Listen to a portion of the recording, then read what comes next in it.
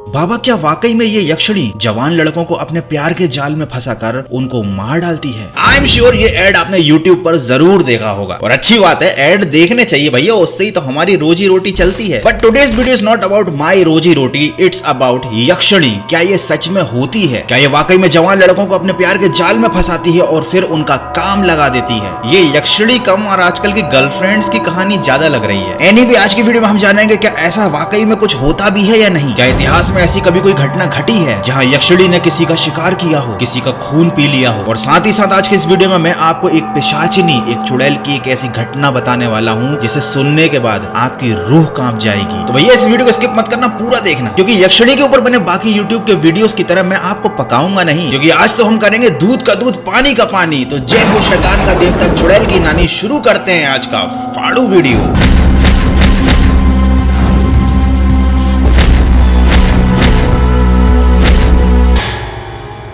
ये ब्रह्मांड दो भागों में बटा हुआ है, एक दृश्य और एक अदृश्य ब्रह्मांड। मतलब हमारे पुराणों के मुताबिक एक दुनिया ऐसी है जिसे इंसान देख सकते हैं, लेकिन एक दुनिया ऐसी भी है जो हमारी आंखों से दिखाई नहीं देती। हम सदियों से दूसरे लोक या दूसरी दुनिया के बारे में सुनते आ रहे हैं। स्वर्ग, नर्क और पाताल लोक के बारे में भी कई बातें सुन रखी हैं। ऐसे ही तीन लोक होते हैं, पितृलोक, देवलोक और यक्ष लोक, जहाँ पर यक्ष और यक्षिणी रहा करते हैं। हिंदू, बौद्ध और जैन धर्मों में भी यक्षिणी का जिक्र किया गया है। ये किसी औरत का नाम नहीं है, ये एक पर्टिकुलर कैटेगरी है। जैसे कि इंसान एक कैटेगरी है, फिर देवता जिनके पास सुपर पावर्स होती हैं, वैसे ही एक अलग कैटेगरी है जो कहलाते हैं यक्ष। यक्षिणियां कोई भूत या चुड़ैल नहीं होती। यक्षिणी और यक्ष सदियों से भारत के पुराने जुड़े हुए अपसामान्य प्राणियों में से एक है। जिन लोगों की हिंदी कमजोर है उनको बता दूं, अपसामान्य मतलब आप समझ सकते हो लाइक पैरानॉर्मल। जिस चीज का साइंटिफिक एक्सप्लेनेशन इंसान ना दे सके उसे कहा जाता है अपसामान्य। यक्ष और यक्षिणी देवता तो हैं, लेकिन ये श्रापित हैं। यक्ष भोग विलास और अपने ऐश्वर्य के लिए जाने जाते हैं और यक्षिणी खूबसूरत अप्सरा जैसी होती है। लेकिन इनको ये श्राप लगा है कि ये दोनों एक दूसरे से प्रेम करते हुए भी कभी आपस में मिल नहीं सकते। यक्षिणी को भगवान शिव की दासी भी कहा जाता है। ये दो तरह की होती हैं,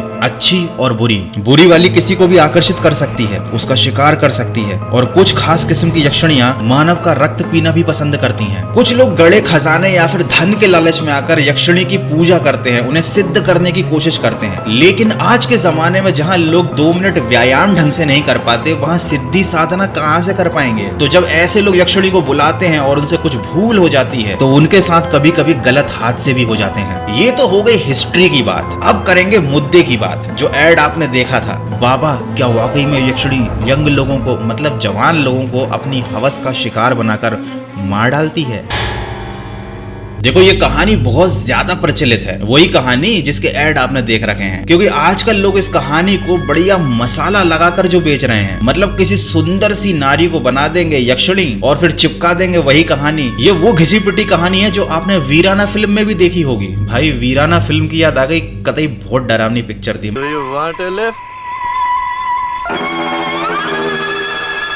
कुछ लोगों को हो सकता है हंसी आती है, लेकिन भाई मेरी तो आज भी फटती है उस फिल्म को देखने में। मतलब वीडियो के बीच में बात करना ठीक नहीं है, लेकिन अगर तुमने वीराना देखी है तो तुम्हें डर लगा या नहीं मुझे कमेंट करके जरूर बताना। मतलब कसम है तुमको, इस सवाल का जवाब तो तुम्हें देना ही पड़ेगा। अब आते हैं वापस यक्षिणी की तरफ। यक्षिणी की कहानी को चुड़ैल की कहानी से जोड़कर पेश किया जाता है। चुड़ैल ऐसे गलत काम कर सकती है क्योंकि वो बुरी आत्मा होती है। यक्ष का शाब्दिक अर्थ होता है जादू की शक्ति। हिंदू सनातन धर्म में कई तरह की जातियों का जिक्र है, जैसे कि देव, दैत्य, दानव, यक्ष, गंधर्व, अप्सराएं, पिशाच, किन्नर। ये सभी मानवों से उच्च और अलग अलग हैं। इनमें से सबसे ताकतवर देवताओं को माना जाता है और देवताओं के बाद यक्ष का नंबर आता है। ध्यान रखने वाली बात यह है कि ये कोई भूत नहीं होते। तो मिल गया जवाब आपको, यक्षिणी ऐसे गंदे काम नहीं करती जैसे कि आपको यूट्यूब के ऐड में दिखाए जाते हैं। ये घटना है बिहार की। 1943 के समय में एक लालची आदमी था जिसे लोग दामोदर के नाम से जानते थे और उसको यक्षिणी को सिद्ध करने की बहुत इच्छा थी, क्योंकि वो ये बात अच्छे से जानता था कि अगर उसने यक्षिणी को सिद्ध कर लिया तो उसके पास धन दौलत की कभी कोई कमी नहीं होगी। उसने एक गुरु से यक्षिणी को सिद्ध करने का पूरा ज्ञान ले रखा था। एक दिन रात के समय पेड़ के नीचे जब वो यक्षिणी को सिद्ध कर रहा था तब उससे एक छोटी सी गलती हो गई, और जिस पेड़ के नीचे वो ये सिद्धि प्राप्त करने की कोशिश कर रहा था उस पेड़ पर एक चुड़ैल रहा करती थी। उस पिशाचिनी ने उस लालची इंसान को अपने जाल में फंसा लिया। यक्षिणी का रूप धरकर वो चुड़ैल उसके सामने आई और उसको धन का लालच देकर वो घने जंगल में ले गई। और वहां पर उसने क्या किया समझ जाओ, खून पी गई उसका। दामोदर के गायब होने के कुछ दिन बाद गांव में हंगामा मच गया। लोगों ने उसे ढूंढने की कोशिश की और जब जंगल में उसकी लाश पाई गई तो उसकी लाश में खून की एक बूंद नहीं थी, वो पूरी तरह से सूख चुकी थी। ये भी हो सकता है कि ये घटना झूठी हो, किसी जानवर ने उसको मार डाला हो, उसका खून पी लिया हो। So no guarantee no warranty, लेकिन एक चीज की गारंटी है कि भाई ऐसे उल्टे सीधे काम तुम बिल्कुल मत करना, नहीं तो कोई ना कोई तुम्हारा काम जरूर लगा देगा। खैर अच्छी बात यह है कि आज के जमाने में लोग इतना मॉडर्न हो चुके हैं कि ये सारे काम नहीं करते, वो केवल इंस्टाग्राम रील्स बनाते हैं। आज के जमाने में लोगों को मल्टीवर्स यानी मल्टीपल पैरेलल यूनिवर्स की बातें काफी कूल लगती हैं। लोगों को लगता है कि साइंस ने कितनी तरक्की कर ली है, इंसानों ने मतलब कितना कुछ उखाड़ लिया है। लेकिन अगर मैं आपसे बोलूं कि इंडिया के वेदों में ये चीजें पहले से ही मेंशन है। वैदिक फिजिक्स में ये सेंटेंस साफ कहा गया है, space inside of our universe is multi dimensional. मतलब इंग्लिश में नहीं थे हमारे वेद, इंग्लिश में जो कन्वर्ट किया गया है वो लाइन पढ़ के बता रहा हूँ, नहीं तो तुम कमेंट करने लग जाओ कि भाई हमारे वेदों को अंग्रेजों ने लिख दिया था। तो वेदों के अनुसार यहाँ पर 64 मुख्य डायमेंशन है और बहुत अलग अलग मल्टीपल पैरेलल यूनिवर्स हैं जो समय और आयाम के मामले में एक दूसरे से बिल्कुल अलग तरह से काम करते हैं, जिनको वेदों में सूक्ष्म लोक भी कहा जाता है। वैसे ही एक डायमेंशन है जहां पर यक्ष रहा करते हैं, लेकिन ये डायमेंशन या ये यक्ष लोग इंसानों से सबसे ज्यादा करीब है। इसीलिए अगर कोई इंसान कुछ पाना चाहता है तो वो देवताओं से पहले यक्ष को प्रसन्न करने की कोशिश करता है।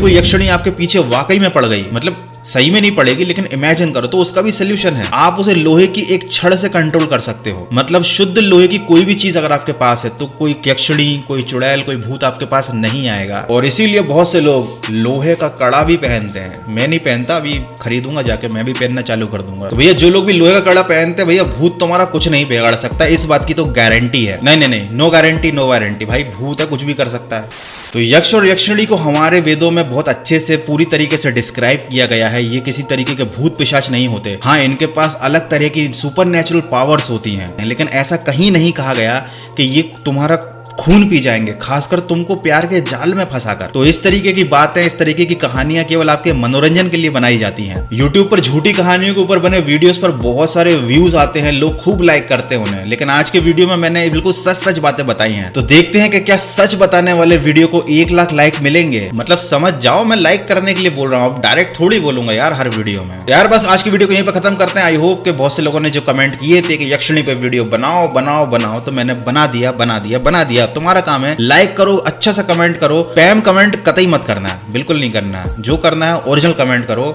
मिलते हैं अगले फाड़ू वीडियो में।